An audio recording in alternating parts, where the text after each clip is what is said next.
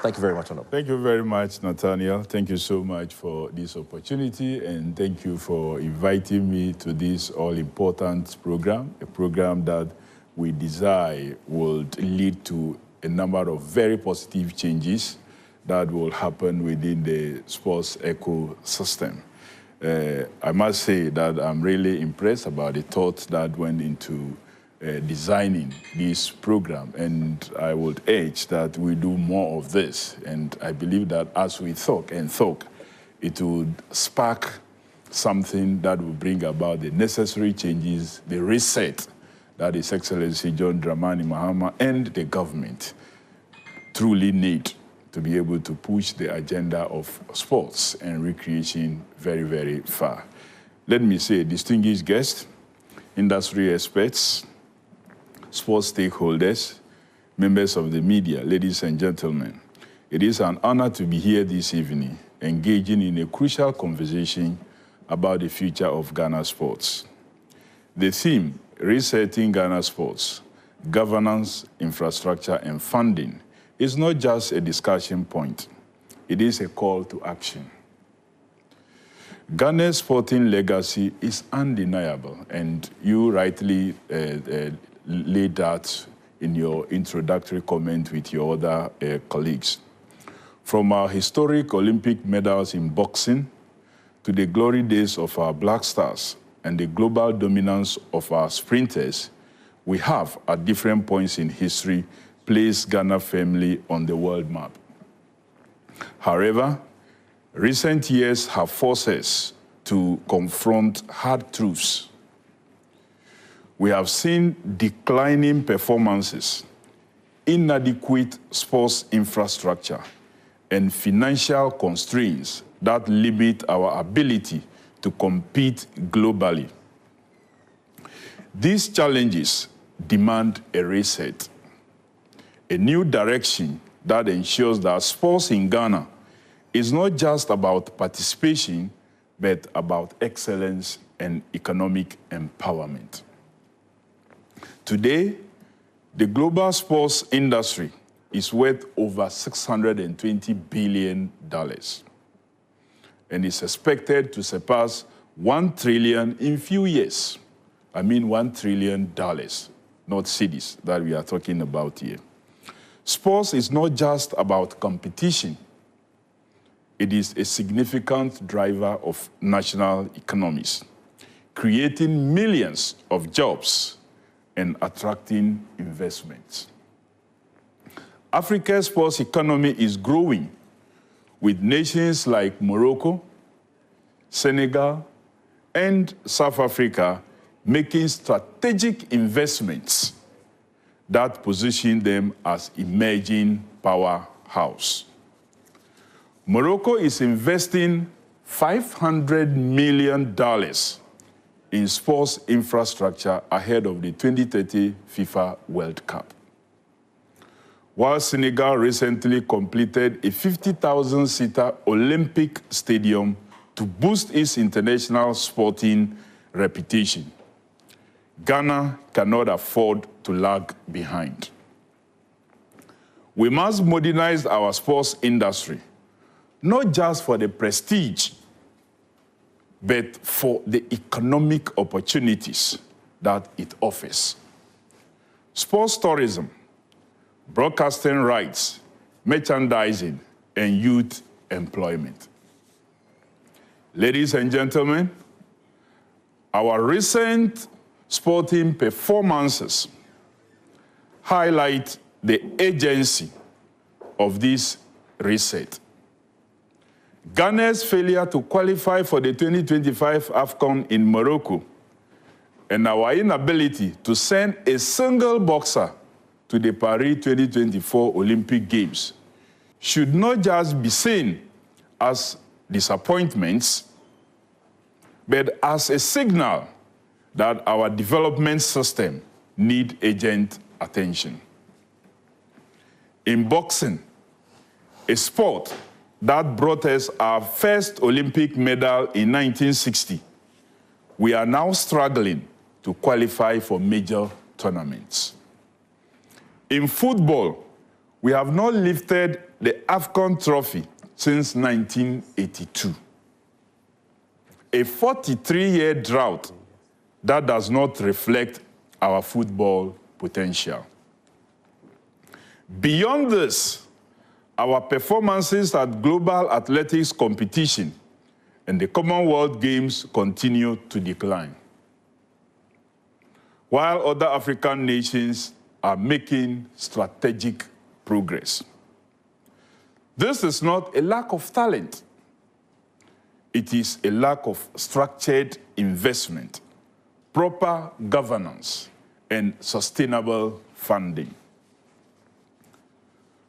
For too long, sports governance in Ghana has been plagued by bureaucratic inefficiencies, funding uncertainties, and overlapping responsibilities.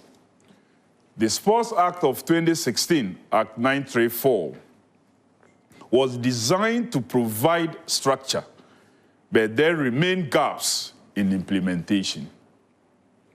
The National Sports Authority, which should be at the forefront of sports development, operates with one of the most, if not the least, constrained budgets in the country, struggling to maintain even our most historic stadia. Accra Sports Stadium and Baba Yara Stadium, two of Ghana's most iconic venues, are in serious decline, with poor pitch conditions, outdated facilities, and limited resources for proper maintenance.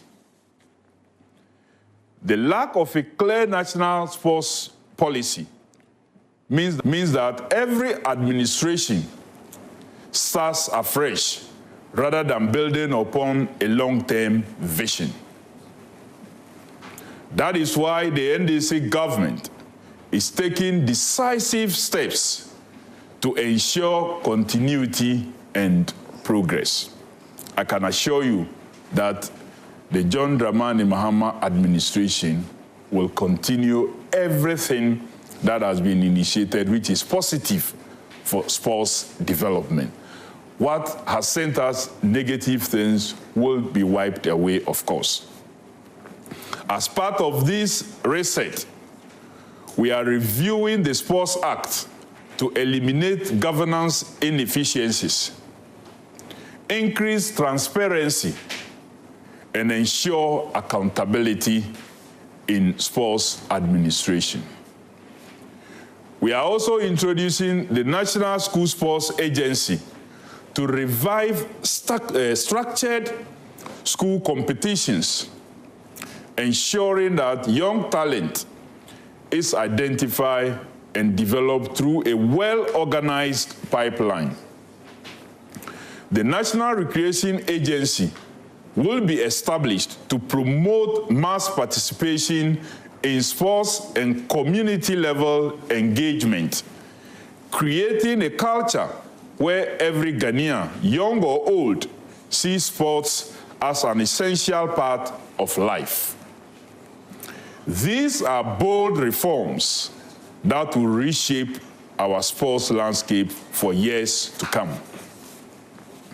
Funding, however, remains the backbone of every successful